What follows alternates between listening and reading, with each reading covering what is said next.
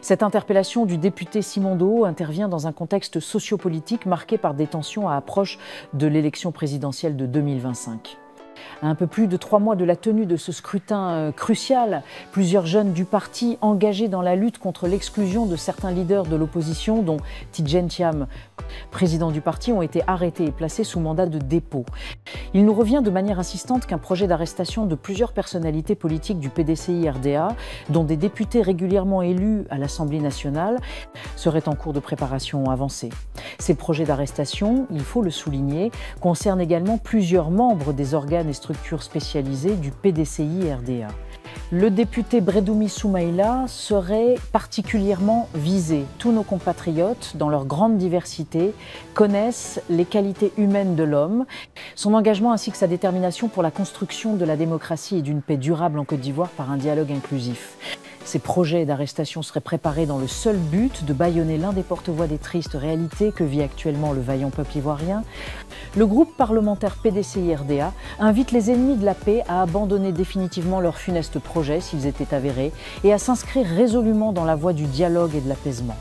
Le groupe parlementaire PDCI-RDA à l'Assemblée nationale en appelle au sens de la responsabilité de chaque Ivoirien et de chaque Ivoirienne pour apporter sa pierre à la construction d'une paix durable dans notre pays. Le groupe parlementaire PDCI-RDA à l'Assemblée nationale voudrait saisir l'occasion du présent communiqué pour interpeller l'opinion nationale et internationale sur ces préoccupantes informations en cette période critique de préparation d'un processus électoral dont l'issue inquiète de plus en plus nos populations. Le groupe parlementaire PDCI-RDA à l'Assemblée nationale en appelle au sens de la responsabilité de chaque Ivoirien et de chaque Ivoirienne pour apporter sa pierre à la construction d'une paix durable dans notre pays à travers des contribution positive au service d'un processus électoral inclusif, transparent et crédible. Il y va de l'avenir, de notre bonheur commun et de l'avenir des générations futures. Fait à Abidjan le 8 juillet 2025, député Simon Doho, président du groupe parlementaire PDCI-RDA à l'Assemblée nationale. Pour la première fois, les militants du PPACI, du PDCI, du GPS et du FPI annoncent 2 manifestations communes à Paris pour dénoncer l'exclusion politique en Côte d'Ivoire. L'opposition ivoirienne en France veut faire entendre sa voix.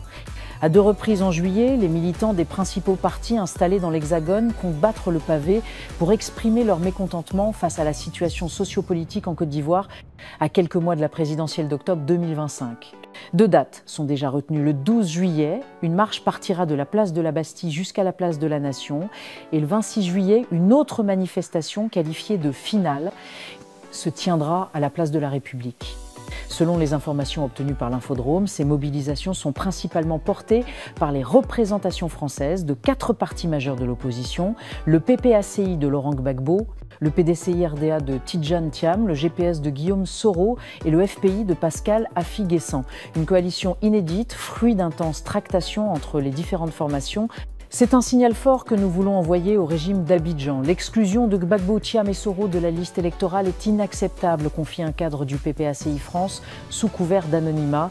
Ces projets de manifestation interviennent en effet dans un contexte marqué par l'exclusion de plusieurs figures majeures de l'opposition. Laurent Gbagbo, Tidjane Thiam, Charles Blé Goudé et Guillaume Soro de la liste électorale provisoire, publiée fin juin par la Commission électorale indépendante en CEI.